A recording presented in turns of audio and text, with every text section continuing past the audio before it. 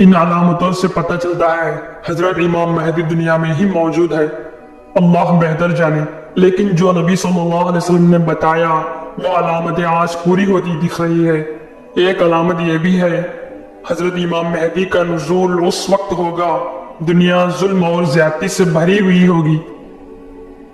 अबू दाऊद की हदीस नंबर 4282, किताब नंबर 38 में मौजूद है।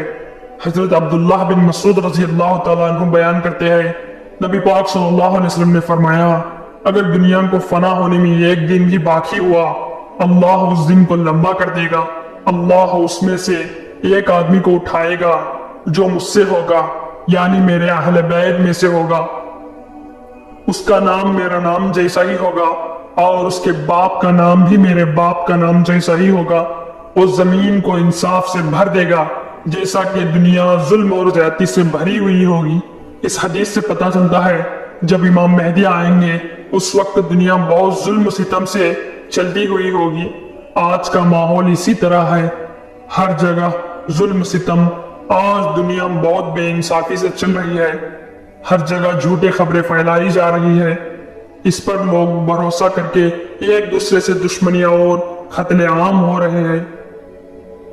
फलस्तीन इजराइल की जंग से हमको ये हदीस याद आती है। तिरमिदी की हदीस 2269 में मौजूद है। रसूलुल्लाह सल्लल्लाहु अलैहि वसल्लम ने फरमाया, खुरासान से काले झंडे लहराते हुए एक जमात निकलेगी। ये वो ताकतवर लश्कर होगी जिससे दुनिया की कोई ताकत रोक नहीं सकेगी, और ये लश्कर सीधा फलस्तीन के शहर एलिया यानी यरूशलेम में बैतुल मुक़द्दस में झंडे गाड़ देगी, यानी बैतुल मुक़द्दस को फतह करेगी। ये हदीस ज़ईफ कहलाती है। असल में क्या है ये खुरासान? प्यारे दोस्तों, खुरासान रसूलुल्लाह सल्लल्लाहु अलैहि वसल्लम के जमाने में मशरकी उस इलाकों को कहा जाता था जिस जगह आज Iran, Afghanistan, Pakistan, Turkmenistan, Uzbekistan, Tajikistan मौजूद है। जो इस वक्त की फलस्तीन इजराइल की जंग हो रही है, इस जंग में फतह के लिए फलस्तीन को साथ देने ईरान और अफगानिस्तान कोशिश कर रहे हैं। फलस्तीन के आसपास रहे मुल्कों को अफगानिस्तान फलस्तीन जाने को रास्ता मांग रही है।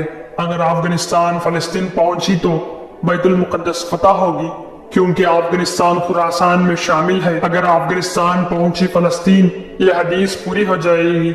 अगर इस वक्त ऐसा हुआ तो जबकि इमाम मेहदी भी दुनिया में ही मौजूद रहेंगे, बहुत करीब उनका नज़ूल होगा। बहुत सारे लोग ये समझते इमाम मेहदी आएंगे, इसका मतलब आसमानों से आने वाले नहीं है। इमाम मेहदी पैदा होंगे, उनकी जिंदगी वो गुजारते रहेंगे, उनको भी पता नहीं होगा वो महदी है। एक दिन अल्लाह उनको जाहिर करेगा। मदीने से इमाम मेहदी मक्का जाएंगे, मुकाम इब्राहिम के पास लोग उनको पहचान कर उनके पास आएंगे, इमाम मेहदी से बैत करेंगे। फिर हजरत मेहदी की हुकूमत पहले अरब में कायम होगी, फिर पूरी दुनिया में इमाम मेहदी की खिलाफत कायम हो जाएगी। दज्जाल भी आएगा, उसका सामना करने के लिए इमाम मेहदी लश्कर लेकर जाएंगे। उसी वक्त हजरत ईसा आसमानों से उतरेंगे, इमाम मेहदी के पीछे नमाज अदा करेंगे, फिर हजरत ईसा दज्जाल को कत्ल करेंगे। जिस काम के लिए इमाम मेहदी दुनिया में आएंगे, उनका काम वो पूरा करने के बाद ही उनकी जिंदगी खत्म हो जाएगी। हजरत ईसा याजूज माजूज का भी खात्मा करेंगे, दुनिया में तकरीबन 40 साल हुकूमत करेंगे। बेइंतहा अल्लाह की नियामतें लोगों को मिलेंगे। हजरत ईसा को शादी भी होगी, औलाद भी होगी। इसके बाद आपकी वफात होगी, नबी सल्लल्लाहु अलैहि वसल्लम के बाजू में आपको दफनाया जाएगा। हजरत ईसा नबी सल्लल्लाहु अलैहि वसल्लम के उम्मती बनकर दुनिया में रहेंगे। आपके जाने के बाद धीरे धीरे लोग फिर गुमराही में हो जाएंगे, ईमान वाले खत्म हो जाएंगे, किसी को कलमा तक याद नहीं होगा। आखिरकार वो आखिरी दिन आएगा, पूरी दुनिया खत्म हो जाएगी। बहुत सारे लोग प्रेडिक्शन करते हैं इमाम मेहदी और ईसा अलैहिस्सलाम 2025 में आएंगे, 2030 में आएंगे, 2050 में आएंगे। ये सब भरोसा मत करें, सिर्फ अल्लाह को पता है कब आएंगे। हमें हदीस के जरिए निशानियां बताए हैं। हदीस के अलावा कोई कहेगा आज आएंगे, कल आएंगे, मैं ही मेहदी हूँ, मेरी इताअत करो, कोई कहेगा तो भरोसा मत करो।